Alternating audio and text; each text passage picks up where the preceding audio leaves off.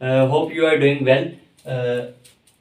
Today we will discuss about the law of demand. We will start from the definition. If other thing remaining constant, the demand of a commodity expand with fall in its prices, while the demand construct with rising prices. किसी भी शय की जो क्या नाम है तलब है वो कम हो जाती है अगर उसकी कीमतें बढ़ जाएं, और तलब क्या नाम है ज्यादा हो जाती है जब उसकी कीमतें क्या हो जाएं, कम हो जाए। तो अगर बाकी तमाम की तमाम अशिया क्या रहे, कांस्टेंट रहे, बाकी तमाम हालात उसके साकन रहे, तो किसी भी चीज की क्या नाम है कीमतें बढ़ने से उसकी क्या नाम है तलब कम हो जाती है, और कीमतें कम होने से तलब बढ़ जाती है। ये लॉ ऑफ डिमांड है। If other thing remaining constant, अब ये कौन सी चीजें कांस्टेंट है ये हम आगे जाके उसकी assumptions में पढ़ेंगे। तो फर्स्ट ऑफ ऑल हमने क्या नाम है इतनी डेफिनेशन अपने माइंड में रखनी है। The demand of a commodity expand वाल fall in its the demand of the commodity expand with fall in its prices। किसी भी कमोडिटी की जो डिमांड है वो क्या नाम है एक्सपैंड कर जाती है, आपके नाम है इंक्रीज कर जाती है अगर उसकी प्राइसेस क्या हो जाए, फॉल्स हो जाए। अगर डिमांड क्या नाम है कंस्ट्रक्ट कर रही है तो उसकी इसका मतलब है कि उसकी प्राइसेस इंक्रीज हो रही है। जब आम कोई शख्स किसी भी चीज का, अगर हम आम हालात में देखें तो कोई भी शख्स है वो जब किसी भी चीज की प्राइसेस इंक्रीज होती हैं तो वो कम चीज की तलब करता है, जब प्राइसेस ज्यादा होती हैं तो वो उस चीज की क्या नाम है तलब कम करता है, जब प्राइसेस कम होते हैं तो उस चीज की तलब ज्यादा करता है। तो इसका मतलब है कि हमने जो रिलेशन देखा है इस पूरी डेफिनेशन वो क्या है, quantity demand is a function of price. तो क्वांटिटी डिमांड फंक्शन है किसका, प्राइस का। इसका मतलब है प्राइसेस जब इंक्रीज होती हैं, ठीक है, तो इसका मतलब डिमांड डिक्रीज होती है, जब प्राइसेस डिक्रीज होती हैं तो डिमांड इंक्रीज होती है। तो नेगेटिव रिलेशन पाया जाता है प्राइस और क्वांटिटी डिमांड में। जब प्राइसेस इंक्रीज हो रही हैं तो डिमांड डिक्रीज हो रही है, जब प्राइसेस डिक्रीज हो रही है तो डिमांड इंक्रीज हो रही है। तो इसका मतलब है एक तो इसकी ये कैरेक्टरिस्टिक्स होगी कि प्राइस और डिमांड में नेगेटिव रिलेशन पाया जाता है, और दूसरी कैरेक्टरिस्टिक्स क्या होगी, नेगेटिव स्लोप होती है। जो इसका कर्व बनेगा हमारे पास उसकी स्लोप क्या होगी, नेगेटिव। पहले हम इसका टेबल वगैरह देखते हैं, फिर हम आएंगे इसकी स्लोप के ऊपर कि इसकी स्लोप किस तरह नेगेटिव होती है। तो हमारे पास हम फर्स्ट करते हैं, अज्यूम है हमारे पास prices of ghee and demand of ghee. ठीक है, पर केजी प्राइसेस ले रहे हैं हम। हमारे पास जो प्राइस है वो क्या है, पर केजी, प्राइस पर केजी घी। ठीक है, ये हमारे पास कंडीशन है। जो हम प्राइसेस ले रहे हैं पर केजी है। तो जब घी की प्राइस 80 रुपीज थी, रुपीज में ले लो आपके पास या जो भी आपने करेंसी लेनी है, तो रुपीज क्या नाम है 80 रुपीज क्या घी की प्राइसेस थी, तो डिमांड कितनी है 20, ठीक है, यूनिट्स। जब उसकी प्राइसेस डिक्रीज हुई तो डिमांड इंक्रीज होगी, प्राइसेस मजीद डिक्रीज हुई तो मजीद डिमांड इंक्रीज होगी, प्राइसेस मजीद डिक्रीज हुई तो मजीद डिमांड इंक्रीज होगी। तो अगर हम देखें जब प्राइसेस डिक्रीज हो रही हैं तो क्या नाम है घी की डिमांड क्या हो रही है, इंक्रीज हो रही है। और अगर इसके उल्टा चलें हम, तो जब प्राइसेस आपकी क्या नाम है इंक्रीज हो रही है तो आपकी घी की डिमांड क्या हो रही है, डिक्रीज हो रही है। तो इसका मतलब है जो price of ghee and demand of ghee है उसमें कौन सा रिलेशन पाया जाता है, नेगेटिव रिलेशन पाया जाता है। अब इस हमारे पास जो ये टेबल है इसका हम देखते हैं हमारे पास ग्राफ किस तरह बनता है। तो हमने ये वैल्यूज अज्यूम की हैं, हमारे पास क्या वैल्यूज हैं, हमने एक्स एक्सिस पे क्या नाम है क्वांटिटी डिमांड ले लिया डिपेंडेंट वेरिएबल, और इंडिपेंडेंट वेरिएबल क्या नाम है हमने वाई एक्सिस पे ले लिया। हमारे पास कोई हार्ड एंड फास्ट रूल नहीं है किसी भी सब्जेक्ट में कि आपने इंडिपेंडेंट हमेशा एक्स एक्सिस पे लेना है और डिपेंडेंट आपने वाई एक्सिस पे लेना है। तो क्योंकि यहाँ से स्टार्ट से इस तरह चल रहा है कि हम इंडिपेंडेंट, ठीक है, इकोनॉमिक्स में ज्यादातर टॉपिक्स में वाई एक्सिस पे लेते हैं और डिपेंडेंट हम एक्स एक्सिस पे लेते हैं। तो हमने हमारे पास जो फंक्शन था वहां पे quantity demand is a function of price है। तो जो क्वांटिटी डिमांड है हमारे पास डिमांड डिपेंड कर रही है किस पे, प्राइस पे। इसका मतलब है ये डिपेंडेंट वेरिएबल होगा और ये इंडिपेंडेंट वेरिएबल। इंडिपेंडेंट हमने वाई एक्सिस पे ले लिया और डिपेंडेंट हमने एक्स एक्सिस पे ले लिया। तो डिपेंडेंट की वैल्यूज हमने कुछ हमारे पास गिवन थी, ठीक है, डिपेंडेंट वेरिएबल्स की भी इंडिपेंडेंट वेरिएबल्स की। 10-10 का गैप है, इस साइड पे भी 10-10 का गैप है, तो इस वजह से हमने टोटल 10-10 का गैप दोनों साइडों पे, ठीक है, अरेंज कर लिया है। ठीक है, हमने एक सूटेबल ग्राफ बना लिया। तो हम देखते हैं जब प्राइस 80 है तो हमारे पास घी की डिमांड कितनी है, 20 यूनिट्स। तो प्राइस 80 पे घी की डिमांड हमारे पास क्या है, 20 यूनिट्स। प्राइस जब डिक्रीज होती है तो घी की डिमांड इंक्रीज हो जाती है। तो जब प्राइस 70 होती है तो हमारे पास घी की डिमांड कितनी है, 30। सॉरी बच्चों, यहाँ पे थोड़ी सी मिस्टेक्स है। देखते हैं, प्राइस 80 पे हमारे पास है, डिमांड कितनी है 20, तो 20 यहाँ पे मिलता है। जब प्राइस डिक्रीज होती है तो आपकी डिमांड इंक्रीज कर जाती है 30 पे, तो प्राइस डिक्रीज हुई तो डिमांड क्या होगी, इंक्रीज होगी 30 पे। ठीक है, मजीद प्राइस डिक्रीज हुई तो मजीद डिमांड इंक्रीज हो गई, ये पॉइंट मिलते हैं। और मजीद प्राइस डिक्रीज हुई तो मजीद डिमांड इंक्रीज हो गई। मजीद प्राइस 40 आती है तो आपकी डिमांड इंक्रीज कर जाती है, एक्सपैंड कर जाती है जिसे आप कहते हो, तो वो क्या आपके पास क्या होगी 60। अब इन क्या नाम है पॉइंट्स को मिलाने से आपके पास जो कर्व बनेगा उसे लॉ ऑफ डिमांड कहते हैं, और वो कर्व कौन सा होगा, डिमांड कर्व। वो आपके पास कर्व क्या होगा, डिमांड कर्व। ये हमारे पास कौन सा कर्व बना, डिमांड कर्व। इस कर्व को हम क्या कहेंगे, आपके पास डिमांड कर्व है। अब हमने डेफिनेशन क्या पढ़ी थी, if other thing remaining constant, बाकी तमाम हालात साकन है, हम किनका रिलेशन देख रहे हैं, प्राइस और क्वांटिटी डिमांड का। The demand of a commodity expand, किसी भी चीज की जो डिमांड है वो एक्सपैंड कर जाती है अगर उसकी कीमतें क्या नाम है कम हो जाए, while the demand constant, demand कम हो जाती है, सुकड़ जाती है अगर उसकी प्राइसेस क्या नाम है इंक्रीज कर जाए। तो यहाँ पे हम ये चीज रिलेशन देखेंगे। देखो, जब आपकी चीज की प्राइसेस क्या हो रही हैं, डिक्रीज हो रही हैं, तो उसकी डिमांड एक्सपैंड हो रही है। ठीक है, आपका area of the demand increase कर रहा है। जैसे जैसे हम प्राइसेस में नीचे आएंगे तो डिमांड इंक्रीज कर रही है, अगर हम उल्टा चलें तो प्राइसेस जब इंक्रीज कर रही है तो आपकी डिमांड क्या हो रही है, डिक्रीज हो रही है। तो ये इन पॉइंट्स को मिलाने से जो आपके पास कर्व बनेगा उसे क्या कहोगे, डिमांड कर्व। ठीक है, उसे आपका क्या कहोगे, डिमांड कर्व। अब यहां से हमें देखने को मिल रहा है कि जो डिमांड कर्व है वो नॉर्मली रूटीन में नेगेटिव स्लोप होता है, इसकी स्लोप है वो क्या है, नेगेटिव। जो इसकी स्लोप क्या है वो क्या है, नेगेटिव। अब नेगेटिव स्लोप क्यों होती है, ठीक है, ये चीजें हम देखते हैं। हमारे पास ये नेगेटिव स्लोप थी ना लॉ ऑफ डिमांड की, ये चीजें हम देखते हैं कि इसकी नेगेटिव स्लोप किन वजूहात की बिना पे होती है। तो एंट्री ऑफ न्यू बायर्स, अगर आपकी चीज खरीदने के लिए बायर्स ज्यादा हो जाए तो जाहिर सी बात है कि उसकी डिमांड इंक्रीज कर जाएगी। ठीक है, जब आपके बायर्स ज्यादा आ जाते हैं, ठीक है, फर्स्ट करते हैं हम पहले, जब 80 थी उसकी प्राइस, तो 20 बायर्स खरीदने के लिए वो चीज तैयार थे, आपके पास घी था। तो जैसे ही उसकी प्राइस डिक्रीज हुई तो न्यू कमर्स आ गए जिनके पास इतनी कैपेसिटी नहीं थी उस चीज को खरीदने की। जब घी 80 रुपीज पर केजी था तो क्या नाम है वो 20, ठीक है, पर्सन या 20 यूनिट्स लोग खरीद रहे थे। जैसे ही घी की प्राइस कम हुई तो आपके नाम है नंबर ऑफ बायर्स ज्यादा हो गए खरीदने वाले, जिनके पास 80 पे कैपेसिटी नहीं थी, हो सकता है उनके पास 70 पे कैपेसिटी हो। ठीक है, उनके पास 70 रुपए या 70 जो भी आपकी करेंसी है वो रकम मौजूद हो।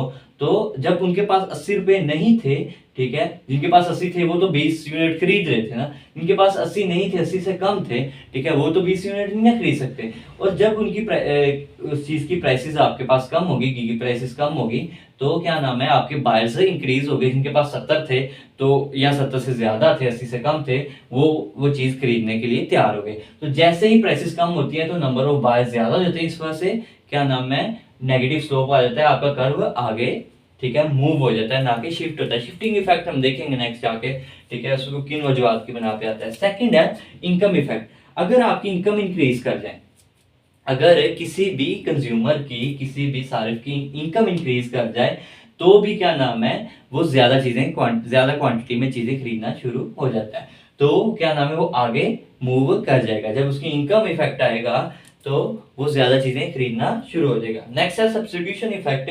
अगर उस तरह की कोई चीज क्या नाम है आपको मिलना शुरू हो जाए, उस तरह की कोई चीज मिलना शुरू हो जाए, ठीक है, जैसे घी है तो घी का अल्टरनेटिव कुछ ऑयल वगैरह, ठीक है, अगर वो आपको क्या नाम है महंगा मिले, ठीक है, ऑयल की प्राइसेस मजीद बढ़ जाए तो हो सकता है घी की कम हो जाए तो घी की क्वांटिटी ऑफ डिमांड ज्यादा हो जाए, ठीक है, इसके उल्ट भी हो सकता है। ठीक है, उसके बाद कहता है आपके पास डिमिनिशिंग मार्जिन यूटिलिटी है, आपके पास एक और कंसेप्ट होता है, ठीक है, डिमिनिशिंग मार्जिन यूटिलिटी। जब किसी भी कमोडिटी को आप एक, ठीक है, वन बाय वन जब क्वांटिटी इसकी ज्यादा करते हो तो उसकी यूटिलिटी जो होती है, उससे जो मिलने वाला फायदा होता है वो कम होता चला जाता है। तो जाहिर सी बात है कि क्या नाम है हमारा क्योंकि हर नेक्स्ट यूनिट पे फायदा कम हो रहा है, तो फर्स्ट करते हैं पहले 20 यूनिट्स, ठीक है, प्राइस 80 पे बिकने के लिए लोग खरीद रहे थे, तो जैसे ही उन्होंने 30 यूनिट किए या 21 यूनिट किया, तो 21st यूनिट है, जो 21 यूनिट है वो क्या नाम है, कम यूटिलिटी देगा, ठीक है,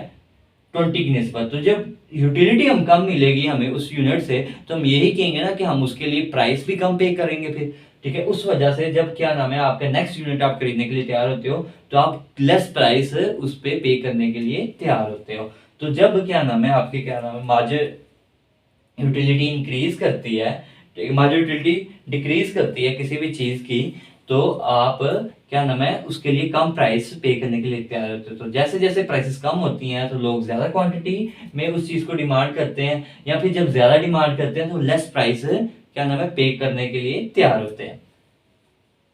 नेक्स्ट है इस टॉपिक की असम्पशंस हैं जो हमने, अब इस टॉपिक के मेन पॉइंट्स पे आते हैं जो पहले हमने सबसे पहले लाइन पढ़ी, ठीक है। If other thing remaining constant, अगर बाकी हालात बस तो रहें, बाकी चीजें कांस्टेंट रहें, तब क्या हो, जब बाकी हालात सारे कांस्टेंट रहें, अगर प्राइसेस कम हुए तो तलब बढ़ जाती है, एक्सपेंड कर जाती है डिमांड, अगर प्राइसेस ज्यादा होते हैं तो डिमांड कंस्ट्रक्ट कर जाती है, यानी कि सुकड़ जाती है, ठीक है।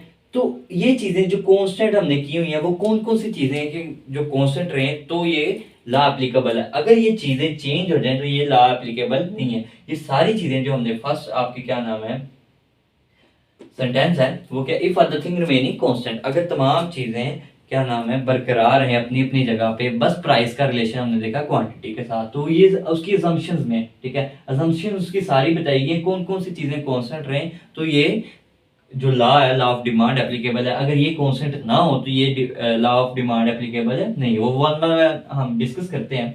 तो फर्स्ट ऑफ ऑल आप हमारे पास क्या है, no change in consumer income, अगर कंज्यूमर की इनकम चेंज नहीं होती तो ये कानून एप्लीकेबल है। अगर इनकम कंज्यूमर की चेंज हो जाती है तो ये कानून, ये जो लॉ है एप्लीकेबल नहीं है। No change in consumer income, इसका मतलब क्या है, अगर कंज्यूमर की इनकम चेंज हो जाती है, इसका मतलब है अगर इनकम चेंज हो रही है तो प्राइसेस का चेंज होने का कोई इफेक्ट नहीं है, तो ये बात 100% श्योर है कि वो अपनी डिमांड को इंक्रीज करेगा ही करेगा एक हद तक, एक लेवल तक। तो अगर उसकी क्या नाम है इनकम में चेंज नहीं आता, बस प्राइसेस में चेंज आता है, तो लॉ ऑफ डिमांड एप्लीकेबल है। अगर प्राइसेस में चेंज नहीं आ रहा, इनकम में चेंज आ रहा है, इनकम इंक्रीज या डिक्रीज हो सकती है, तो उससे भी डिमांड इफेक्ट हो सकती है। तो ये कानून बस प्राइसेस के लिए हमने क्योंकि रिलेशन देखा किसका, क्वांटिटी डिमांड और प्राइसेस का, ठीक है, हमने कोई रिलेशन नहीं देखा इनकम के साथ, तो हमने यहाँ पे इनकम को कांस्टेंट किया। तो इनकम की इंक्रीज होने से कंज्यूमर की इनकम बिल्कुल इंक्रीज हो सकती है, ठीक है, लेकिन वो क्या शिफ्टिंग इफेक्ट में आएगा, ना कि मूवमेंट इफेक्ट में उसके आएगा। No change in consumer fashion taste, अगर कंज्यूमर का फैशन या टेस्ट चेंज हो जाता है, ठीक है, तो उस सूरत में भी ये कानून एप्लीकेबल नहीं होगा। फैशन मतलब कि आप पहले कोई चीज इस्तेमाल कर रहे हो, ठीक है, रेगुलर इस्तेमाल कर रहे हो, जैसे जैसे उसकी प्राइसेस लो हो रही है उसकी डिमांड इंक्रीज कर रहे हो, लेकिन अगर आपका टेस्ट ही चेंज हो जाए, तो उस सूरत में जब आपका टेस्ट चेंज हो जाएगा तो ये कानून एप्लीकेबल नहीं है, ठीक है। फॉर एग्जाम्पल आप बैठे क्या नाम है किसी रेस्टोरेंट में बिरयानी खा रहे हो, तो बिरयानी खाते खाते आपका टेस्ट हो गया चेंज, ठीक है, आप कहते हो अच्छा ठीक है, मैंने एक प्लेट आपको 80 की मिली, ठीक है, तो आपने 20 यूनिट खरीद लिए, ठीक है, दूसरी प्लेट आपको 70 की मिल रही है तो आपने 30 यूनिट खरीद लिए, यहाँ पे आपका टेस्ट चेंज हो गया, ठीक है, आप कहते हो अच्छा अब समोसों की तरफ चलते हैं, ठीक है। तो हो सकता है कि क्या नाम है आपको नेक्स्ट प्लेट जो है वो 60 रुपीज पर मिल रही हो, लेकिन आपका टेस्ट चेंज हो गया, तो इस सूरत में आप क्या नाम है जो आपकी बिरयानी की डिमांड है वो क्या नाम है एप्लीकेबल नहीं है उसमें लॉ ऑफ डिमांड, क्योंकि आप वो आपकी ह्यूमन बिहेवियर चेंज हो सकता है। तो आप ये कह सकते हो कि आपकी जो यूटिलिटी है, ठीक है, वो क्या नाम है इंक्रीज करके, मार्जिनल यूटिलिटी वैसे हर चीज की डिक्रीज करती है, क्योंकि अब आप एक गुड्स से दूसरी गुड्स में शिफ्ट हो गए हो, तो आपकी जो यूटिलिटी है वो इंक्रीज भी कर सकती है। जब आपका टेस्ट चेंज हो सकता है तो मार्जिनल यूटिलिटी डिक्रीज होने के बजाय इंक्रीज भी हो सकती है, और बिल्कुल क्या नाम है उसमें इरेगुलर मूवमेंट्स भी हो सकते हैं, उस सूरत में भी एक कानून लागू नहीं होगा, ये लॉ एप्लीकेबल नहीं है। No change in number of consumer, अगर नंबर ऑफ कंज्यूमर्स चेंज हो जाए, ठीक है, खरीदार ही चेंज हो जाए, ठीक है, हो सकता है पहले आपके क्या नाम है 80 जब प्राइस 80 थी तो 20 क्या नाम है यूनिट्स क्या नाम बिकने के लिए तैयार थे, ठीक है, जो नंबर ऑफ कंज्यूमर्स थे वो 20 यूनिट्स खरीद रहे थे, लेकिन क्या नाम है, आपकी जैसे ही प्राइस इंक्रीज होगी, डिक्रीज हुई है, तो आपके नंबर ऑफ कंज्यूमर क्या नाम है 30 यूनिट्स खरीदने के लिए तैयार थे, लेकिन अगर मार्केट में मजीद कंज्यूमर बाहर से आ जाए, ठीक है, फॉर एग्जाम्पल आपके घर में 6 लोग हैं, ठीक है, तो अगर 7 लोग हो जाए तो जाहिर सी बात है चाहे प्राइसेस चेंज ना हो तो आपकी डिमांड इंक्रीज करेगी। फॉर एग्जाम्पल आप एक दिन के लिए 5 किलो दूध मंगवा रहे थे, तो आपको 80 पर केजी मिल रहा था, ठीक है, वो दूध 5 किलो। तो अगर आपके घर में 2 अफराद बढ़ गए हैं या एक अफराद बढ़ गया है, तो अब आपको ज्यादा दूध चाहिए, तो दूध की चाहे प्राइसेस चेंज हो या ना हो, ठीक है, आपकी डिमांड इंक्रीज करेगी। तो उस सूरत में भी ये कानून लागू नहीं होगा। हमने कानून लॉ ऑफ डिमांड तभी एप्लीकेबल होगा जब उस चीज की प्राइसेस क्या नाम है चेंज होंगी, ना कि अदर थिंग आपकी जो चेंज है अदर इफेक्ट्स उसके चेंज हो। ठीक है, no change in price of substitute, जो आपके सब्सिट्यूट्स हैं नेमुल बदल अशिया हैं, ठीक है, उनकी प्राइसेस भी चेंज नहीं हो, वो भी आपकी डिमांड को इफेक्ट कर सकती है। अगर आप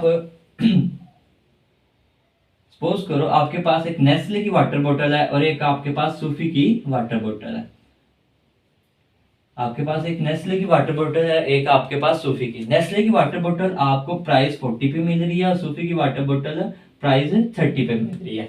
ठीक, अगर आपकी सूफी की वाटर बोतल की प्राइसेस मजीद कम हो जाए, ठीक है, 20 हो जाए और नेस्ले की वाटर बोतल की प्राइसेस 40 की 40 ही रहे, तो जो लोग पहले नेस्ले खरीद रहे थे प्राइस 40 पे और जो लोग सूफी खरीद रहे थे, अब क्योंकि नेस्ले की वाटर बोतल की प्राइसेस चेंज नहीं हुई और सूफी की वाटर बोतल की प्राइसेस कम हो गई, तो जो लोग कह रहे हैं पहले इतना इफेक्ट नहीं था 10 रुपीज, अब वो कह रहे हैं यानी कि हाफ हाफ का इफेक्ट हो रहा है उनकी प्राइसेस में। तो जो नेस्ले वाले हैं वो क्या नाम है इफेक्ट हो सकते हैं सूफी की प्राइसेस की वजह से। तो नेस्ले की डिमांड पहले से कम हो सकती है और सूफी की डिमांड पहले से ज्यादा हो सकती है। प्राइसेस किसकी चेंज हुई है? प्राइसेस सूफी की चेंज हुई है, डिमांड किसकी इफेक्ट हो रही है? नेस्ले की। तो उस सूरत में भी आपकी क्या नाम है ये लॉ एप्लीकेबल नहीं है। No change in external value of money, अगर आपकी एक्सटर्नल वैल्यू ऑफ मनी है उसकी वैल्यू चेंज होती है तो उस सूरत में भी एक कानून लागू नहीं होता। फॉर एग्जाम्पल आप सपोज करो कि आपकी जो करेंसी है उसकी value in the future decrease होने वाली है, तो इसका मतलब है कि आपके कंट्री में इन्फ्लेशन प्रोड्यूस होगी, महंगाई होने वाली है, तो आप पहले से ही चीजों की डिमांड इंक्रीज कर दोगे।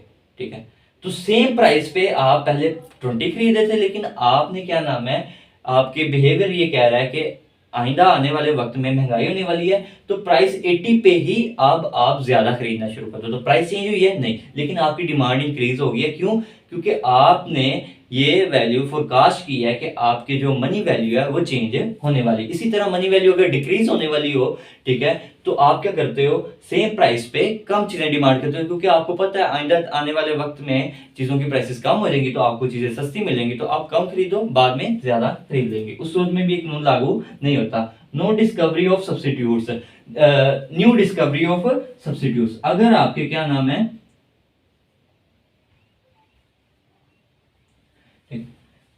अगर आपके सब्सिट्यूट्स हैं जो नेमल बदल अशिया उनकी न्यू डिस्कवरी हो जाती है, तो हो सकता है वो जो न्यू डिस्कवरी हुई है वो कम प्राइस पे मिल रही हो और जो पुराने वाली चीज है वो आपको ज्यादा प्राइसेस पे मिल रही हो।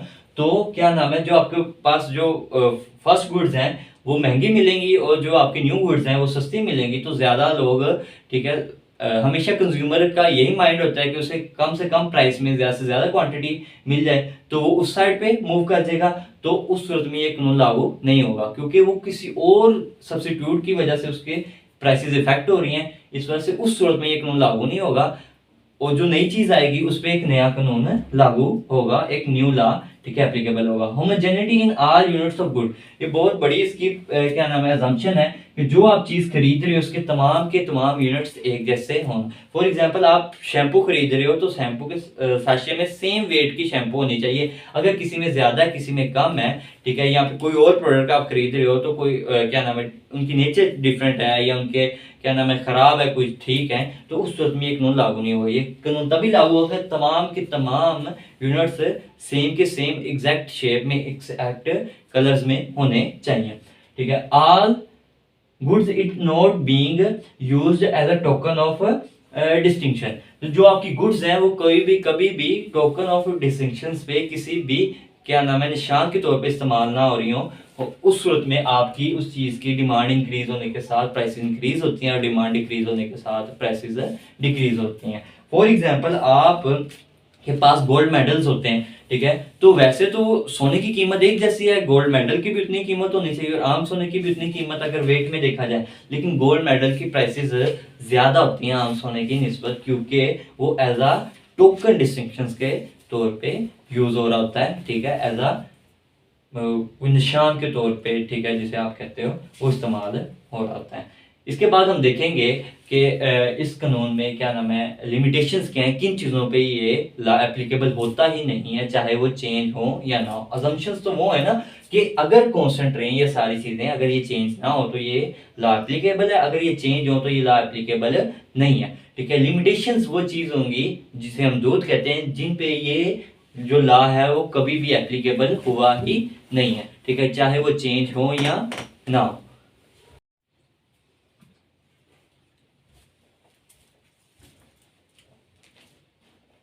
नेक्स्ट हमारे पास इस टॉपिक के, ठीक है, लास्ट पार्ट है एक्सेप्शन एंड लिमिटेशंस, कि किन अशिया पे किन सूरतों में लॉ ऑफ डिमांड एप्लीकेबल नहीं है, ठीक है, या किन पे होता ही नहीं है, अगर ये चेंज हो या ना हो इन पे लॉ ऑफ डिमांड एप्लीकेबल नहीं है। फर्स्ट ऑफ ऑल हमारे पास गिवन गुड्स है। गिवन गुड्स वैसे भी बहुत इंपॉर्टेंट सब टॉपिक है एक, ठीक है, शॉर्ट क्वेश्चंस के लिए बहुत इंपॉर्टेंट है।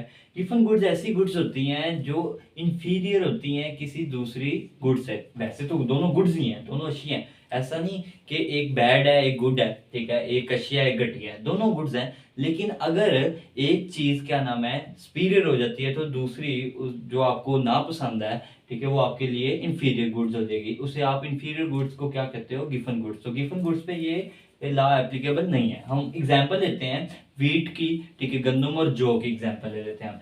तो जब आपके पास गंदम कम पड़ जाती है तो जो आपके पास पीरियड हो जाता है, ठीक है, आप जो को ज्यादा प्रेफरेंस देने लगते हो, ठीक है, और जैसे ही आपके पास गंदम आ जाती है तो आप जो की प्रेफरेंस कम कर देते हो, ठीक है।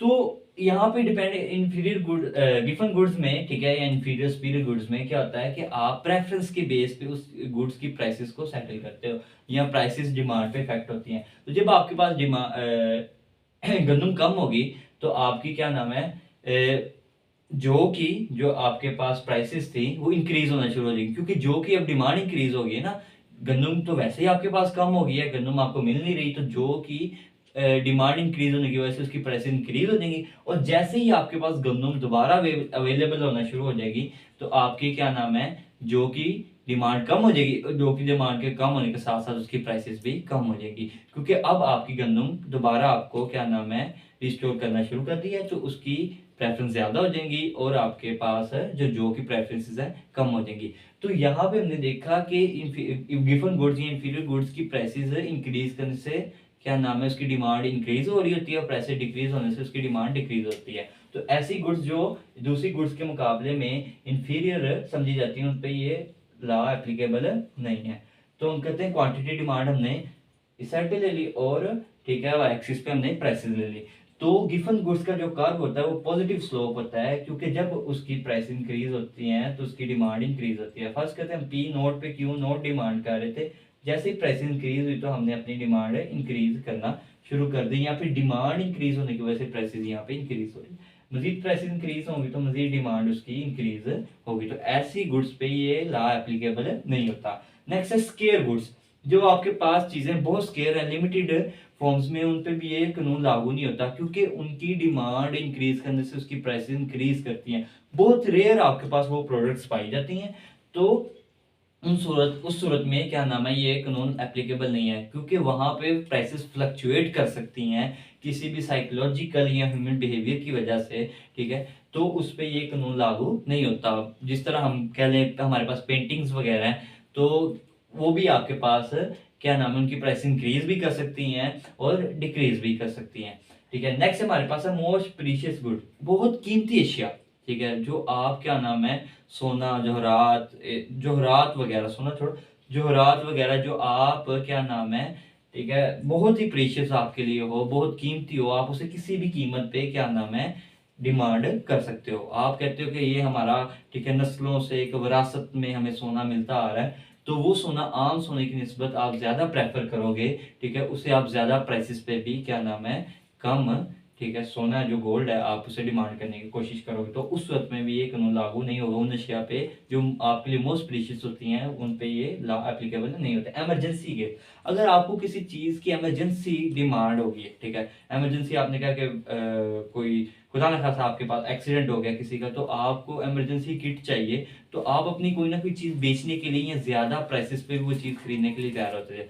जिस तरह जब कोविड-19 आया तो बहुत से हमारे पास शॉर्टेज हो गई मास्क की, तो लोग क्या नाम है इमरजेंसी केस में, ठीक है, N95 ज़्यादा प्राइसेस पे भी खरीदने के लिए तैयार हो गए, तो उस सूरत में N95 पे ये लॉ एप्लीकेबल नहीं होता था। और ठीक है, जब ये सिचुएशन नॉर्मल होगी तो उस सूरत में ये क्या नाम है लॉ एप्लीकेबल होगा, ठीक है। तो इमरजेंसी केस में कभी भी किसी भी चीज़ पे ये कानून लागू नहीं होगा जो चीज़ आप डिमांड कर रहे हो उस टाइम।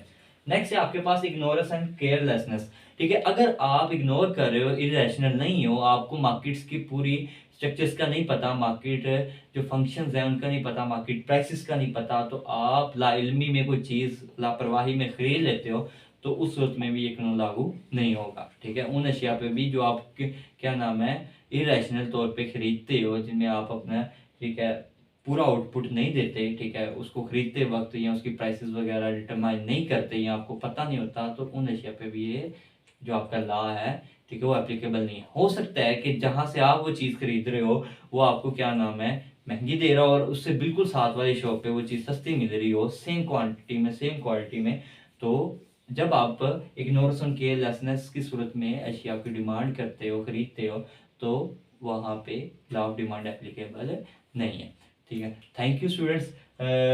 नेक्स्ट हमारा टॉपिक होगा हमारे पास, इसे हम नेक्स्ट स्टार्ट करेंगे, ठीक है, फंक्शंस और उसकी मूवमेंट्स वगैरह वो हम चेक करेंगे कल। थैंक यू, अल्लाह हाफिज़।